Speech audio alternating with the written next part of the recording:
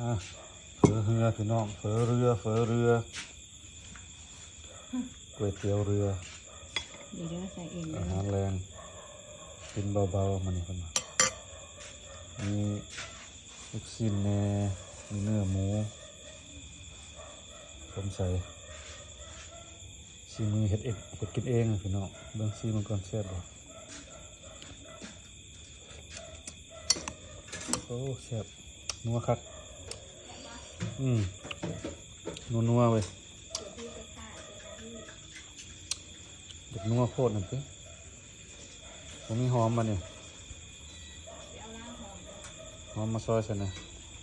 มาเด้อพี่น้องเด้อกินก๋วยเตี๋ยวนำกันเด้อกินเฝอเรือนำกันเด้อ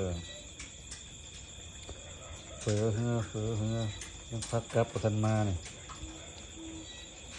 มันจะห้อนทวนเป็นไอทวนมันโอ้แซ่บๆแบบมาพี่น้องมากินน้ำกัน